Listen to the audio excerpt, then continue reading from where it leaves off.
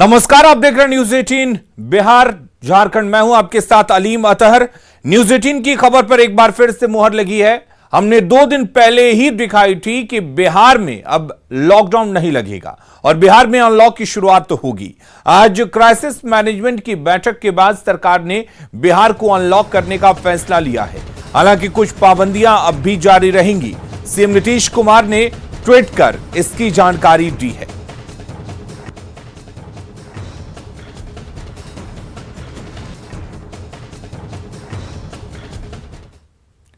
और सीएम नीतीश कुमार ने ट्वीट कर लिखा है कि लॉकडाउन से कोरोना संक्रमण में कमी आई है, अतः लॉकडाउन खत्म करते हुए शाम 7 बजे से सुबह 5 बजे तक रात्रि कर्फ्यू जारी रहेगा।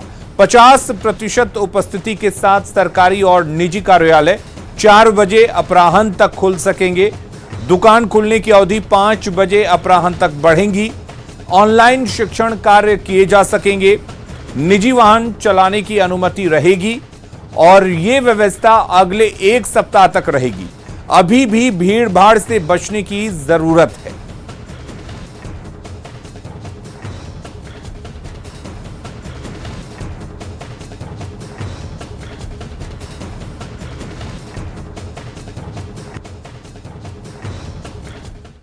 नए नियम क्या होंगे ये जान लेते हैं। शाम 7 बजे से सुबह 5 बजे तक नाइट कर्फ्यू का फैसला लिया गया है। शादी विवाह में 20 की संख्या का आदेश जारी रहेगा। तो शादी विवाह में लोगों की संख्या अभी नहीं बढ़ाई गई है। इसके साथ ही निजी वाहन और पैदल चलने वालों को छूट जारी रहेगा। आपको बता दें कि सरकारी ऑफिस में भी अब 50% कर्मचारी जा सकेंगे 4 बजे तक।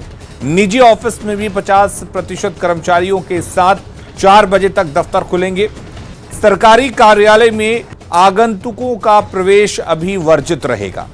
दुकान अल्टरनेट डे शाम के 5 बजे तक ही खुलेंगे और किस किस दिन कौन सी दुकानें खुलेंगी ये डीएम तय करेंगे। सार्वजनिक वाहनों में 50% लोग सफर कर सकेंगे। कोचिंग स्कूल कॉलेज बंद रहेंगे। हालांकि ऑनलाइन जो पढ़ाई होती थी वो जारी रहेगी।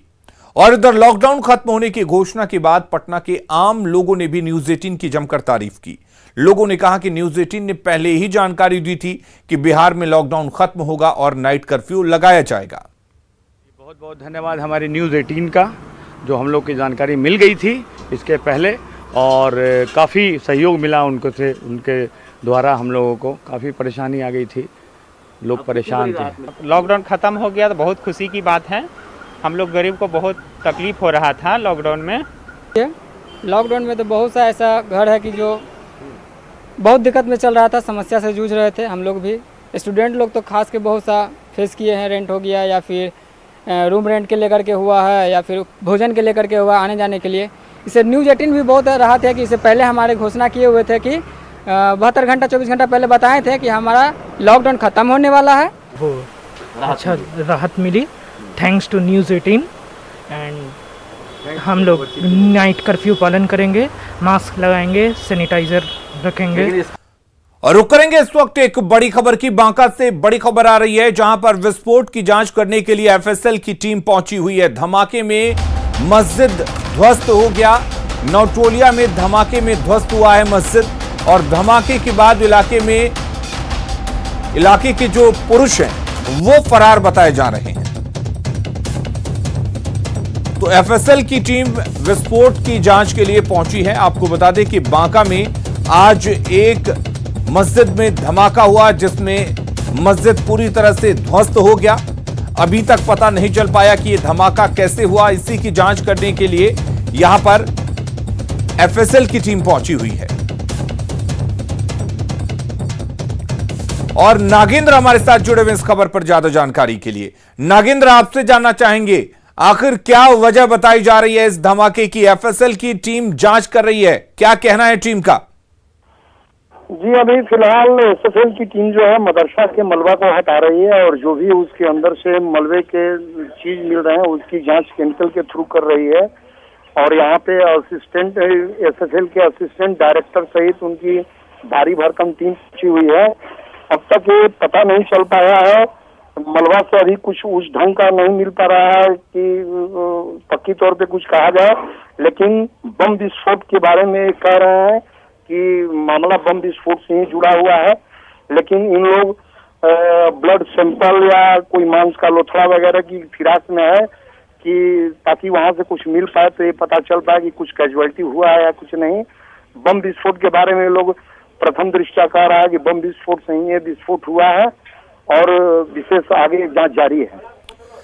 नागेंद्र, क्या बताया जा रहा है यहाँ पर? क्या बम बनाया जा रहा था या किसी शरारती तत्व ने बम रखा था? इसके बारे में कुछ पता चल पाया है? यहाँ तक सवाल है कि लॉकडाउन के दौरान ये मदरसा भी बंद होने की बात कही जा रही है। ऐसे में आशंका जताई जा रही है कि मदरसा के अंदर ही बम रखा हुआ था, जो कि किसी कारणवश विस्फोट हो गया और जिसमें मदरसा पूरी तरह से जमींदोज हो गया है। और बम रखने के बारे में ग्रामीण कह रहे हैं कि दुश्मनी से कोई साजिशन रख दिया है, लेकिन अभी तक के जो साक्ष्य मिल रहे हैं उससे साफ जाहिर हो रहा है कि मदरसा के अंदर में बम रखा हुआ था जो कि विस्फोट हुआ है।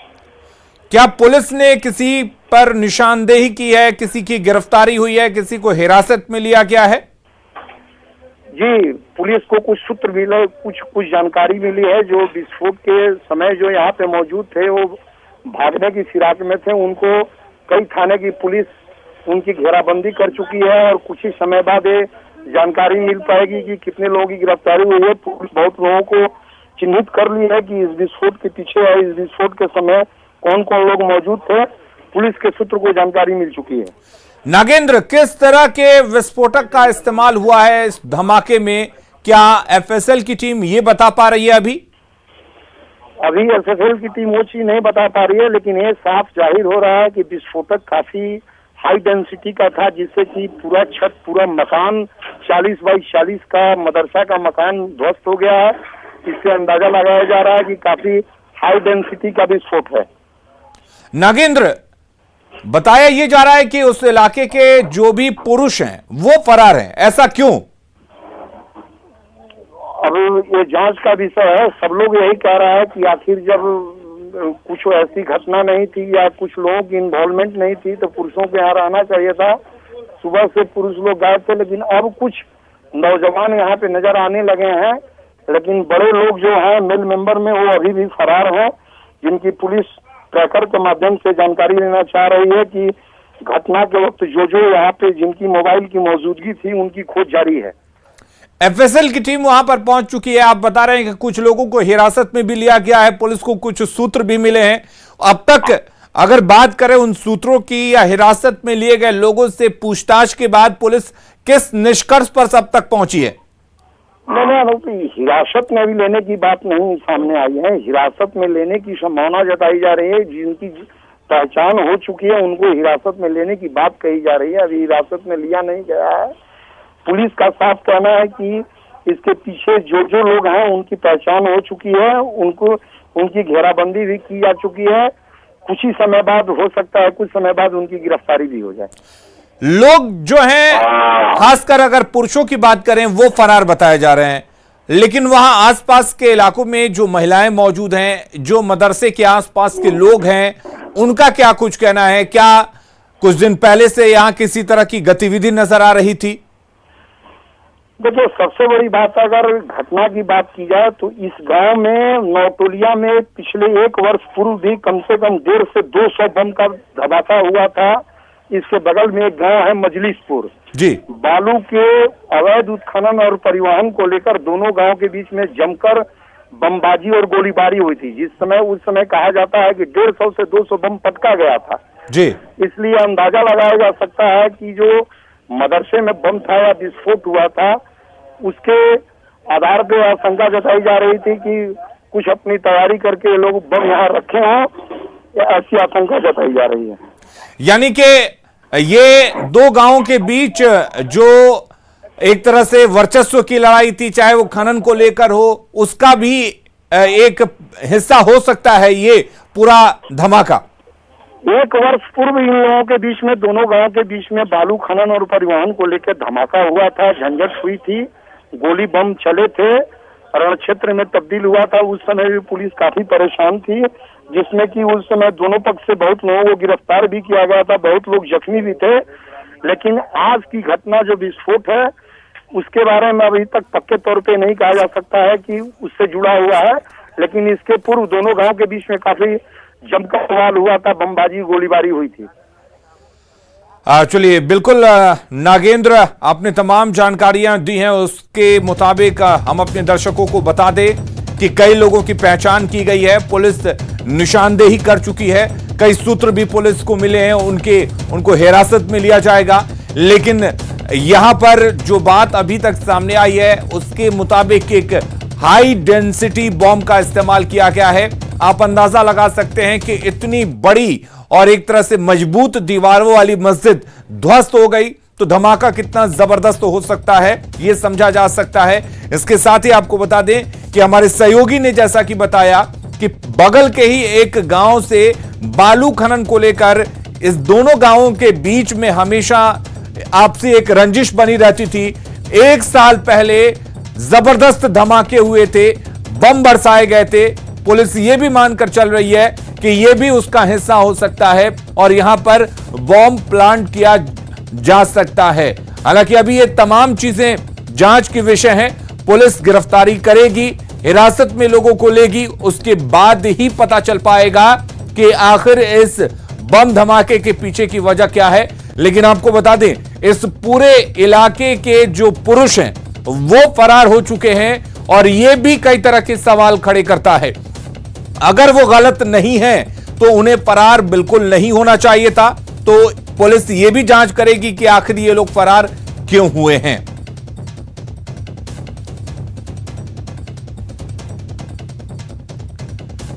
तो अभी फिलहाल एफएसएल की टीम पहुंची हुई है, पूरे दल बल के साथ जांच की जा रही है कि किस तरह के विस्फोटक का इसमें इस्तेमाल किया गया है। क्या यहां पर बॉम्ब प्लांट किया गया था या बॉम्ब बनता था, बॉम्ब रखा गया था, स्टोर किया गया था कुछ धमाके वाली चीजों को। ये तमाम जांच के विषय हैं और एफएसएल की टीम पूरी तरह से इसकी जांच करने में जुटी हुई है। आपको बता दें कि इलाके के जो पुरुष हैं वो फरार बताए जा रहे हैं। तस्वीरें आप देखकर अंदाजा लगा सकते हैं, एक्सक्लूसिव तस्वीरें इस वक्त हम आपको दिखा रहे हैं। मलबों को देखकर आप समझ सकते हैं कि धमाका कितना जबरदस्त था। यह साफ अंदाजा लगाया जा सकता है कि एक मस्जिद के पूरे परखच्चे उड़ गए, मस्जिद पूरी तरह से ध्वस्त हो गई। हालांकि आसपास के लोग यह बता रहे हैं कि लॉकडाउन की वजह से, कोरोना की वजह से मदरसे को बंद कर दिया गया था और उसके बाद यह धमाका हुआ है। अगली खबर का रुख करते हैं। नीति आयोग की रिपोर्ट पर बिहार के शिक्षा मंत्री ने असहमति जताते हुए सवाल उठा दिया है। विजय चौधरी ने साफ कहा है कि एसडीजी इंडिया इंडेक्स 2021 के रिपोर्ट में बिहार को नीचे दिखाया गया है, जो कि पूरी तरह से गलत है, जबकि अलग अलग मापदंडों में बिहार का बेहतर प्रदर्शन रहा है। शिक्षा मंत्री विजय कुमार चौधरी ने नीति आयोग की रिपोर्ट पर सवाल उठाया है और कहा है कि पूरे मामले पर शिक्षा विभाग नीति आयोग से बातचीत करेगा। सीधे बात करेंगे, शिक्षा मंत्री हैं हमारे साथ विजय कुमार चौधरी। सर, क्या लग रहा है कि जो रिपोर्ट आई है उस रिपोर्ट से आप संतुष्ट नहीं हैं? इसमें कोई दो राय नहीं है कि नीति आयोग द्वारा जो एसडीजी इंडिया इंडेक्स 2021 का रिपोर्ट जारी किया गया है, उस रिपोर्ट के माध्यम से जिस तरह का चित्र प्रस्तुत किया गया है, हम लोग या बिहार के लोग उससे सहमत नहीं हैं। क्योंकि बिहार को सबसे नीचे दिखा देना ये अलग बात है, लेकिन अलग अलग मापदंडों की अगर हम बात करेंगे तो उसी नीति आयोग के रिपोर्ट में ही है कि जैसे उसका जो 6 है, छठा लक्ष्य जो है, गोल जिसको कहते हैं, जिसमें स्वच्छता और सैनिटाइजेशन से रिलेटेड है, उसमें हम लोग काफ़ी ऊंचे हैं। 91 अंक है हमको, वो नेशनल एवरेज से भी 8 ज़्यादा है और जो राज्य सबसे ऊपर है केरला से भी 2 अंक आगे हैं हम। उन चीज़ों को प्राथमिकता से नहीं झलकाया जाता है। अब जैसे जेंडर इक्वालिटी की बात है, लैंगिक समानता की बात है, और महिलाओं के सशक्तिकरण की बात है, बिहार के उपलब्धियों से कौन नहीं परिचित है इस देश में। बिहार ने एक मिसाल पेश की है, दूसरे राज्यों ने अनुसरण किया है, और फिर हमको फिसड्डी दिखा के आखिर आंकड़े से निष्कर्ष निकालने का एक तरीके से कहिए जो मेथोडोलॉजी है, जो तरीका है, हमारे समझ से वो सही नहीं है। बिल्कुल। लेकिन सर सवाल ये है कि अभी एनडीए की सरकार है और ज्वाइंट सरकार चल रही है, ऐसे में सवाल उठ जाना आपके परफॉर्मेंस पर, आपकी जो पूरे जो प्रदर्शन है उस पर सवाल उठ गया है, क्या कहेंगे? देखिए, सबसे पहली बात तो ये सब लोगों को मालूम है कि ये इंडेक्स रिपोर्ट कोई भारत सरकार नहीं जारी करती है, ये नीति आयोग की रिपोर्ट है, और नीति आयोग एक स्वायत्त संस्था है, और हम सिर्फ नीति आयोग के आंकड़ों के ऊपर भी प्रश्न नहीं उठा रहे हैं। कोरोना काल में वैक्सीन के लिए चल रहे जागरूकता अभियान में अखिल भारतीय विद्यार्थी परिषद भी शामिल है। मुजफ्फरपुर में टीम के सदस्यों से बात की हमारे सहयोगी सुधीर कुमार ने। कोरोना से लड़ाई की जब चर्चा होती है तो ज़्यादा से ज़्यादा टेस्टिंग और वैक्सीनेशन, ये दो चीज़ें महत्वपूर्ण हैं। और ये जो लोग हमारे सामने दिख रहे हैं आजकल मेडिकल पूरी तरीके से कॉस्ट्यूम में, तो ये एबीवीपी के कार्यकर्ता है। अखिल भारतीय विद्यार्थी परिषद की तरफ से आरोग्य रक्षक कार्यक्रम चलाया जा रहा है, जिसके तहत इसके कार्यकर्ता, इसके जो नेता हैं, वो लोग गांव-गांव में जाकर लोगों के कोरोना की जांच कर रहे हैं, स्वास्थ्य जांच कर रहे हैं, ताकि उनको अवेयर किया जा सके कि आखिर उनका ऑक्सीजन लेवल या फिर अन्य चीज़ें क्या है, उन्हें किस तरीके के इलाज की आवश्यकता है। और आप देखिए कि इनके हाथ में ये अवेयरनेस पैम्पलेट से लेकर ये थर्मल स्क्रीनिंग है, उसके बाद ये सैनिटाइज़र है, ये ऑक्सीमीटर है, ये तमाम चीज़ें इनके पास हैं। और ये लगातार ये अभियान इनका 1 सप्ताह से चल रहा है, 1 जून से 7 जून ये आपका प्रोग्राम चला। फ्यूचर प्रोस्पेक्ट क्या है, चूँकि अब हम दूसरी लहर के बाद तीसरी लहर की तरफ जाने वाले हैं, उसकी भी संभावना जताई जा रही है, तो आगे हम लोग कैसे फाइट करेंगे? देखिए, अखिल भारतीय विद्यार्थी परिषद ने इस अभियान को जब चलाया तो हमने पॉजिटिविटी अनलिमिटेड, यानी एक सार्थक सकारात्मकता का वातावरण बने, इसलिए समाज जीवन में जो कोरोना को लेकर कई प्रकार की गलतफहमियां हैं और जो कई लोगों ने वैक्सीन को लेकर के जो एक संभ्रम की स्थितियां उत्पन्न की है, इस अभियान का मुख्य उद्देश्य एक तो ये था कि हम हजारों युवाओं को समाज के साथ उतार दें, ताकि समाज का एक विश्वास बने कि युवा शक्ति जब मैदान में है तो हमको डरने की आवश्यकता नहीं है। गांव में जहां पर बहुत सारे संभ्रम उत्पन्न हुए थे, विद्यार्थी परिषद के इस अभियान के बाद जो एक समय ऐसा अनुभव आया कि पहले दिन हमारे इस टीम को इस रूप में देखकर शायद वो कोई ये सरकारी डिपार्टमेंट के लोग आए हैं, मेडिकल के लोग आए हैं, डर कर भागते थे। लेकिन जब हम उनको हमने काउंसलिंग किया तो उसके बाद ऐसा भी दृश्य हुआ कि गांव के गांव, मुस्लिम गांव भी जहां कई प्रकार की बातें आती है, वहां भी लोगों ने आकर के हमारे से चेकिंग कराया है और ये आगे से आश्वस्त किया कि हम सब लोग वैक्सीन लेंगे और हम भी इसके लिए आपके साथ लगेंगे। तो एक वातावरण बदलता है। देखिए, टीम तो हमारी पूरी पर डे 1000 के आसपास निकल रही है, लेकिन उसमें कहीं कहीं छात्राएं अलग भी टीम बना रही हैं, कहीं कहीं टीम के साथ जुड़ भी जा रही हैं। तो ये एक बहुत ही अच्छा अनुभव रहा कि गाँव में जाने के बाद वो छात्र हो या छात्रा, हर व्यक्ति इसमें आने के लिए उत्सुक था और आया भी और अपने कार्य को पूरे अच्छे तरीके से संपन्न किया। तो कोरोना को ख़त्म करने और कोरोना के खिलाफ जंग की मुहिम जो पूरे देश में चल रही है, अखिल भारतीय विद्यार्थी परिषद की यह मुहिम बहुत बेहतरीन, सराहनीय है। लोगों तक पहुंचकर उनके स्वास्थ्य की जांच करना, उनको टीका के लिए प्रोत्साहित करना, ताकि देश से कोरोना को भगाया जा सके। सुधीर कुमार, न्यूज़ 18, मुजफ्फरपुर। दरभंगा के कुशेश्वर स्थान में बाढ़ की आहट के बीच लोग बचाव में जुट गए हैं। यहां के केवट गामा और पचियारी के बीच कमला नदी की उपधारा में बना पुल टूटने के कगार पर है। पुल के नीचे जलकुंभी का अंबार लग गया है। जलकुंभी जमा होने से पानी की धारा रुक गई है। ऐसे में पुल पर पानी का भारी दबाव बढ़ गया है। लोग अपने प्रयासों से इसे बचाने में जुटे हुए हैं। घंटों की मशक्कत के बाद एक हिस्से को खाली कराया गया है। बताया जा रहा है कि पुल के बाधित होने से 8 पंचायत का कुशेश्वर स्थान पूर्वी इलाके से संपर्क टूट जाएगा।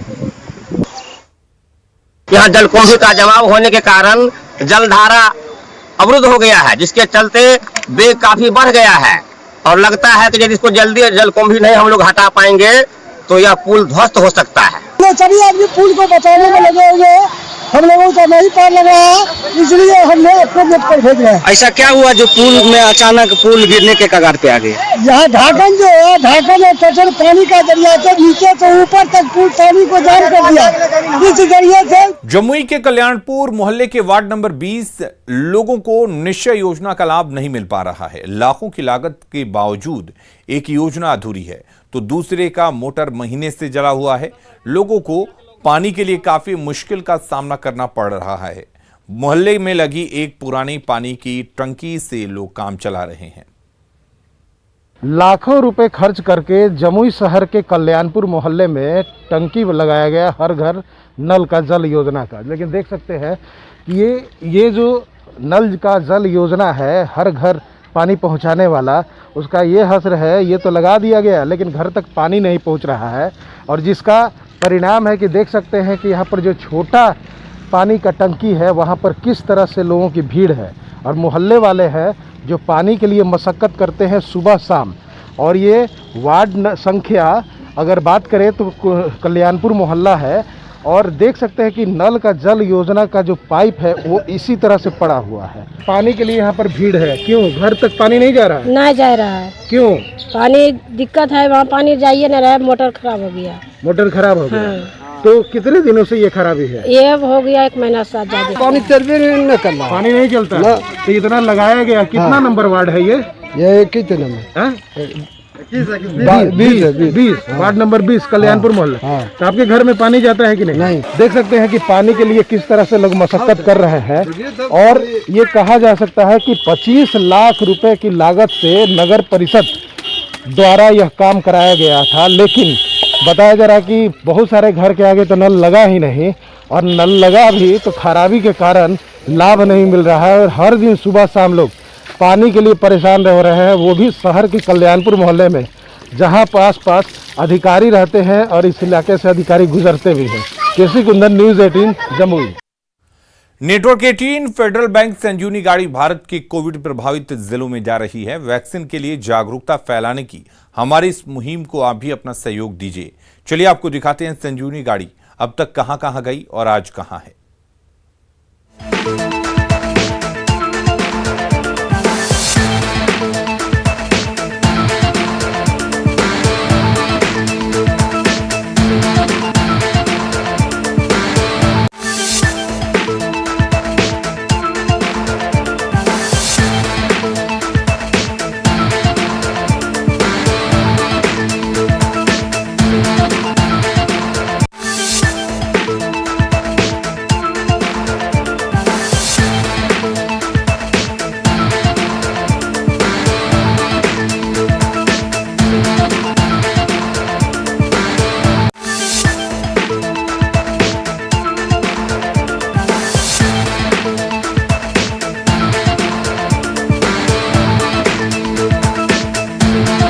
और अपना बिहार के इस बुलेटिन में फिलहाल के लिए इतना ही। खबरें लगातार जारी रहेंगी, आप बने रहिए न्यूज़ 18 बिहार झारखंड के साथ।